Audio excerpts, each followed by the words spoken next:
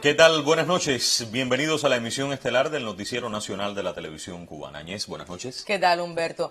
Buenas noches, gracias a ustedes por su compañía. De inmediato los titulares. Analizan protocolos de tratamiento para pacientes positivos de COVID-19.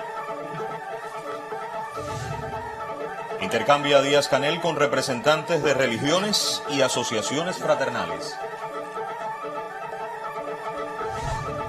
Denuncia a Venezuela daños del bloqueo de Estados Unidos a la economía de la nación.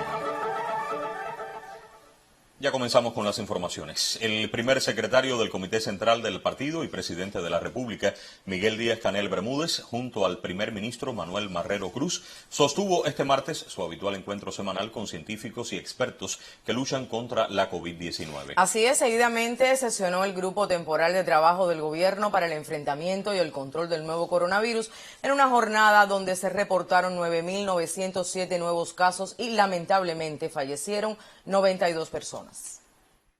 Los resultados preliminares del empleo del nimotuzumab a 49 pacientes con COVID-19 en estado grave o crítico fueron presentados este martes al presidente cubano Miguel Díaz-Canel Bermúdez. Un ensayo clínico que demostró la efectividad del anticuerpo monoclonal sobre las lesiones pulmonares, pues, entre otros beneficios, disminuye la inflamación, elimina los coágulos y reduce las secuelas.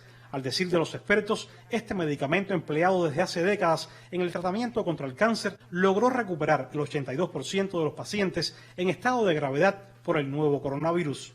La conclusión de este estudio, que reitero son conclusiones preliminares, es que el monoclonal resulta una molécula segura que mejora la función ventilatoria, que disminuyen los valores de inflamación, los que se miden habitualmente, que se reducen las concentraciones de la citocina interleuquina 6 y que se reduce el inhibidor de activador de plasminógeno, lo cual nos permitirá de alguna manera hipotetizar que se favorece la fibrinolisis. Hay una mejoría radiológica o estabilización en el 80% de los pacientes en el día 7. Hay evidencias de prevención o mejoría de las lesiones fibróticas y tenemos una alta tasa de recuperación en pacientes graves. Como es habitual, cada martes el doctor en ciencias Raúl Guinovar presentó los modelos de pronósticos de la enfermedad para las próximas semanas, los cuales ponen en alerta a Pinar del Río, Cienfuegos, Santi Espíritus, Holguín y Santiago de Cuba, provincias donde son muy elevadas las tasas de incidencia del virus y los fallecidos. De igual forma, Guinovar sugiere extremar las medidas en Mayabeque, Villa Clara y Las Tunas, pues de no hacerlo, la ciencia habla de un incremento de casos activos, lo que complejizaría aún más la situación epidemiológica del país. Hay una alta incidencia en el país y el pronóstico es que siga creciendo. Si hay una buena noticia aquí es que a pesar de todo el número de casos que hay, la recuperación se mantiene por encima del 90%. La recuperación de casos confirmados lleva o evalúa también el trabajo de los médicos, de la enfermera, incluso de los científicos por el tema de todos los medicamentos que se aplican. Es decir, eso lograr que las personas se recuperen lleva tiempo hospitalario, pero aparte de eso también lleva recursos que se invierten para poder garantizar que las personas en un corto tiempo puedan recuperar, volver nuevamente a la vida normal. También este martes sesionó la reunión del Grupo Temporal de Trabajo del Gobierno para el enfrentamiento y el control de la COVID-19, encuentro donde el presidente y el primer ministro intercambiaron mediante videoconferencia con las máximas autoridades de las 15 provincias y el municipio especial Isla de la Juventud. Entre otros temas, chequearon la disponibilidad de oxígeno medicinal en cada territorio y le indicaron a la provincia de Santi Espíritus reforzar su sistema de atención primaria de salud ante el aumento de casos positivos en los últimos días. Wilmer Rodríguez Fernández, Sistema Informativo de la Televisión Cubana. Y la viceprimera ministra cubana Inés María Chapman valoró la necesidad de acelerar el proceso de inmunización en el municipio holguinero de Moa. Chapman recorrió sitios vacunales de la industria del níquel, donde ya llegaron las primeras dosis de Abdala.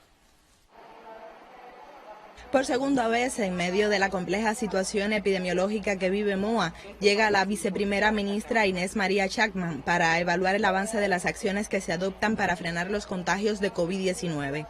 La titular llamó a analizar con profundidad las estadísticas para ser certeros con las medidas que se implementen e instó a no dejar a ningún sospechoso en casa, teniendo en cuenta que Moa cuenta con capacidad hospitalaria. Tenemos que pasar de lo que es tan crítico, recuperarlo y llevarlo a grave, y de lo que está grave, llevarlo a estable.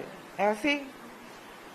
Una persona que muera para nosotros es una derrota, por tanto tenemos que nosotros trabajar todos unidos en función de eso. Otro tema analizado en el encuentro fue el déficit de personal de salud en el Hospital Guillermo Luis. Actualmente se necesitan de 3 intensivistas, así como de un mayor número de especialistas en enfermería. De 360 solo cuentan con 195. Una realidad que, según el gobernador de la provincia, Julio César Estupiñán Rodríguez, debe transformarse de inmediato.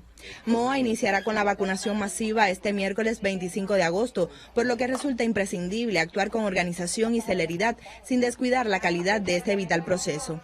La alta funcionaria recorrió además 2 de los sitios vacunatorios establecidos para los trabajadores de la industria del níquel, quienes desde el 16 de agosto reciben la primera dosis de Abdala. Tanto en la fábrica Comandante Pedro Soto Alba como en la secundaria básica Rolando Monterrey, constató las condiciones en que se realiza este proceso y agradeció el esfuerzo de jóvenes estudiantes de medicina y personal de salud por el acompañamiento sistemático en la noble tarea, a pesar de las dificultades familiares. Desde Moa, Holguín, Kegnar Pereira y Helen Guaspe, Sistema Informativo de la Televisión Cubana.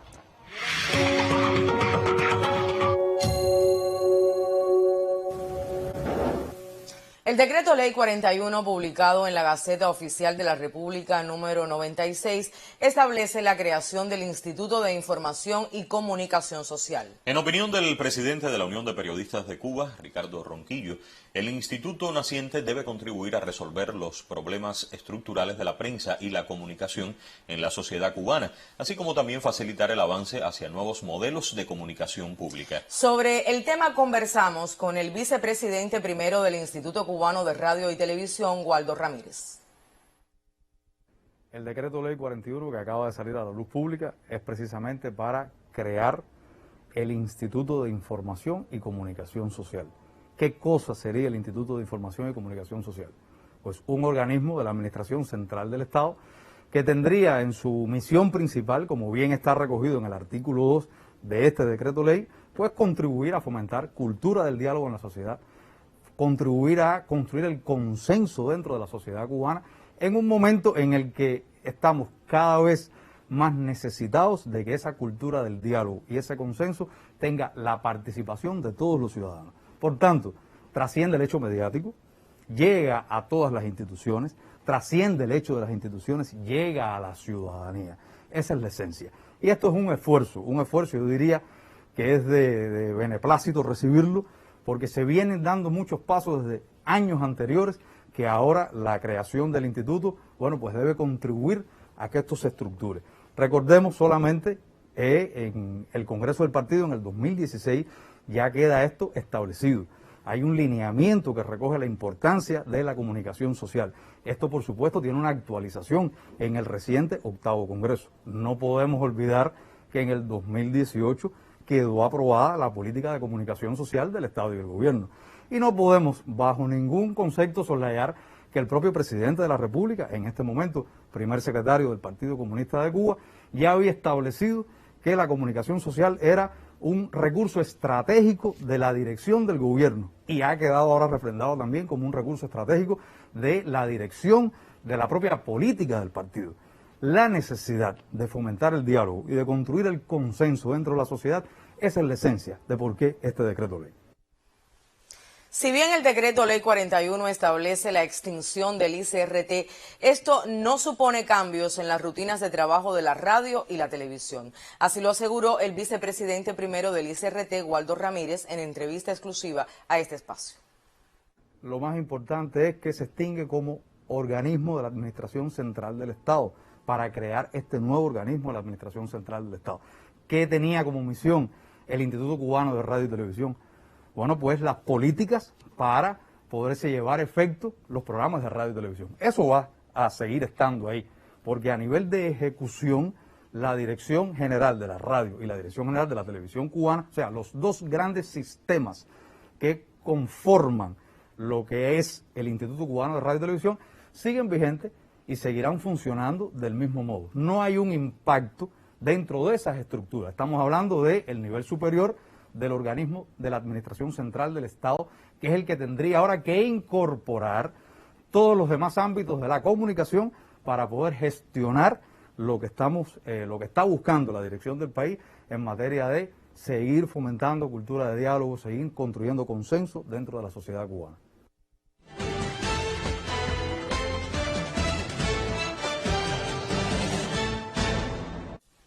La vicepresidenta ejecutiva de Venezuela, Delcy Rodríguez, presentó este martes un informe sobre los daños causados al país por el bloqueo de Estados Unidos.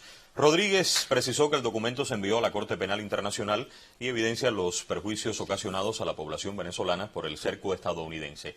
La dirigente también presentó declaraciones de funcionarios del país norteño que prueban su conocimiento sobre acciones aplicadas contra Caracas para colapsar la economía. En el último lustro, Venezuela es el quinto país con mayor número de medidas coercitivas unilaterales en su contra. Soldados de la ocupación israelí en Cisjordania asesinaron a tiros a un adolescente de 15 años en un campo de refugiados de la ciudad de Nablus. Así lo reportó el Ministerio de Sanidad palestino. El ejército de Tel Aviv confirmó el disparo contra un sospechoso, pero omitió la muerte del joven Imad Achaz. En la jornada también se reportaron ataques de las fuerzas de defensa sionistas contra objetivos del movimiento Hamas. Según medios locales, la resistencia palestina respondió con proyectiles antiaéreos contra los aviones de la ocupación. También conocimos que el movimiento talibán extendió un indulto total a los afganos que abandonaron el país, incluso al presidente Ashraf Ghani. Según el líder de alto rango, Jalil Rahman, tanto Ghani como el vicepresidente y el ex asesor de seguridad nacional pueden regresar a la nación asiática si lo desean. Al mismo tiempo, aseguró no conocer sobre una supuesta reunión secreta en Kabul entre el director de la Agencia Central de Inteligencia estadounidense, William Burns, y uno de los líderes del movimiento talibán. Mientras el presidente de Estados Unidos, Joe Biden, confirmó este martes que la retirada de las fuerzas estadounidenses de Afganistán terminará el próximo 31 de agosto. Así lo comunicó a los líderes del G7 durante la conferencia virtual desarrollada este martes para tratar el proceso de evacuación. El Instituto Centro de Vida de Brasil informó que en los últimos 5 días los incendios forestales se extendieron en el estado del Medio Oeste. Las afectaciones llegan al Pantanal y a la Amazonía. El estado de Mato Grosso encabeza la lista del Registro Nacional de Incendios con más de 5.000 puntos calientes detectados por el satélite del Instituto Nacional de Investigaciones Espaciales. El Pantanal es una llanura aluvial con 160.000 kilómetros cuadrados, catalogada como la más grande del planeta y uno de los lugares de mayor biodiversidad mundial, con casi 5.000 especies.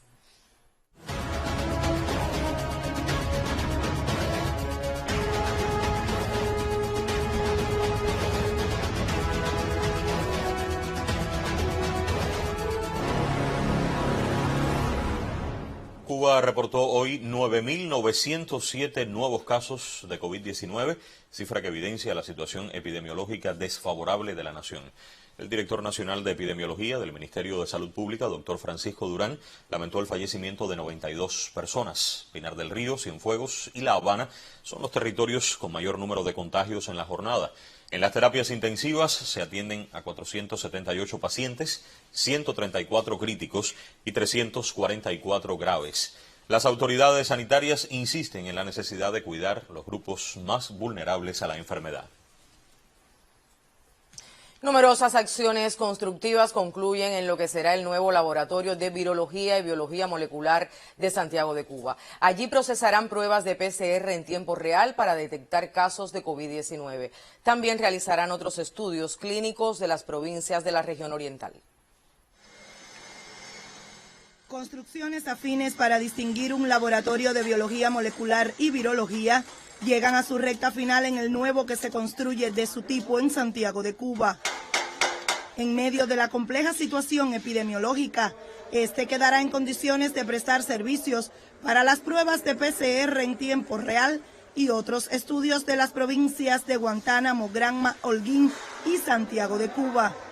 Es un laboratorio con un equipamiento de primer mundo, es un laboratorio que tiene una tecnología instalada muy alta en su capacidad tecnológica, lo que nos permitirá obtener y realizar 3.500 muestras o más en la detección del SARS-CoV-2 y otros agentes que son causas de epidemia en estos momentos. Hubo que concentrar a los proyectistas, a los ambientalistas y a los especialistas del laboratorio para poder adecuar todos los locales para este funcionamiento. A partir de su puesta en marcha, el nuevo Laboratorio Regional de Virología y Biología Molecular contará con un personal altamente calificado. Desde Santiago de Cuba, Bárbara Deaz Trobajo, Sistema Informativo de la Televisión Cubana.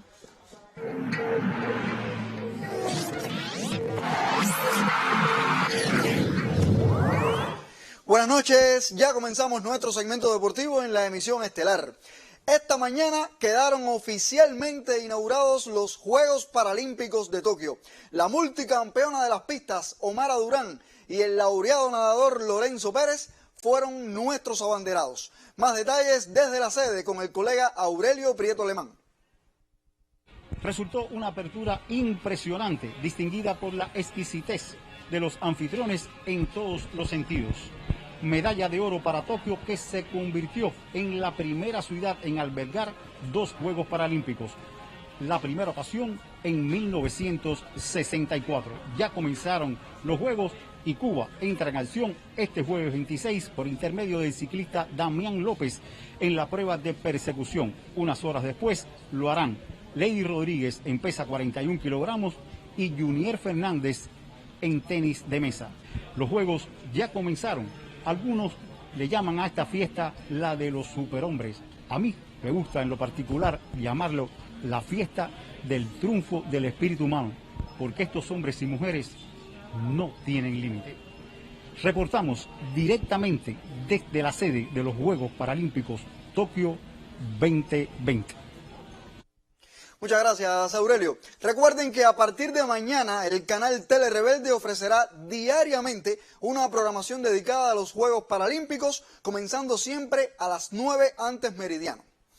Cambiando de tema, mucho se ha comentado en las redes sociales sobre el 4º lugar de la selección masculina cubana de voleibol en el torneo Norseca que concluyó ayer en México. La mayoría de las opiniones que he leído son muy críticas, porque realmente se pensaba que el plantel cubano podía ser medallista en este certamen, sobre todo después de ver sus 3 primeras presentaciones.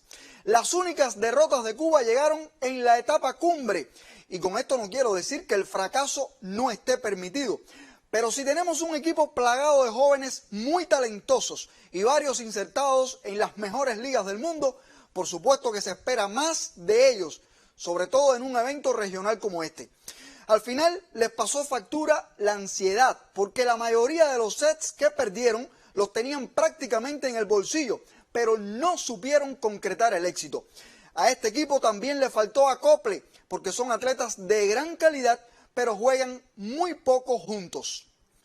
No obstante, tampoco es para alarmarse. Sabemos muy bien que el voleibol masculino es actualmente el deporte colectivo que más opciones tiene de clasificar a los Juegos Olímpicos de París 2024. Pero por estas mismas causas que ya mencioné, también se quedaron fuera de Tokio 2020 cuando parecía que sí podían llegar. Tenemos 3 años para pulir esos temas y estoy seguro que lo pueden lograr. Y hasta aquí el deporte. Buenas noches. Gracias a ti, Pavel. Te esperamos mañana. Y el Instituto Nacional de Recursos Hidráulicos, como otros ministerios y también organismos de la Administración Central del Estado, contribuye a la solución de problemas en barrios de la capital. Consejos populares de San Miguel del Padrón transforman su entorno y mejoran la calidad de vida de la población. La Corea, en San Miguel del Padrón, ve transformada su infraestructura hidráulica. Proyectos y mejoras marcan un antes y un después. Había que cargar el agua, muchas veces no entraba y había muchos problemas con el agua antes de toda esta reparación que ha hecho Aguas de La Habana, hidráulica, todo. ¿Y ahora? Perfecta. En menos de media hora se te llena el tanque. Ves la acera por fin ya se puede transitar, se resolvió grandemente esta situación tan grande al bañar que había en toda la calle y de verdad estamos muy agradecidos porque yo por lo menos pienso que se hizo de verdad de corazón. Especialistas del Instituto Nacional de Recursos Hidráulicos explican que todo cuanto se hace en la ayuda a los barrios de la capital está en línea con lo aprobado en el Plan de la Economía 2021. Hay lugares que llevan muchos años con gran afectación de agua y de vertimiento de aguas negras, que se vino rehabilitando desde calle San Miguel hasta aquí, hasta calle B, y van a tener el servicio que la población quiere. Esta zona del reparto central en San Miguel del Padrón era afectada por inundaciones y otros problemas de saneamiento. Cuando se entró aquí a trabajar, la red sanitaria de alcantarillado pasa por dentro, antiguamente pasa por dentro de las viviendas.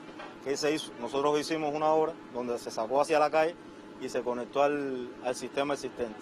Existían afectaciones aquí cuando existían precipitaciones importantes en la zona donde se le metía el agua a la vivienda dentro de las casas. Poquito a poco se está llegando ya a los lugares. Y Díaz Canel nosotros estamos muy contentos porque realmente está metido en todo. Estas obras facilitan, ayudan y contribuyen a la vida del barrio. Nosotros tenemos en toda la provincia 879 acciones en proceso. Entre ellas, acciones de mantenimiento, 109 inversiones atendiendo a los planteamientos de la población y a la indicación que ha dado nuestro presidente de tocar con la mano los problemas fundamentales que tiene la población. Nosotros hemos llevado este plan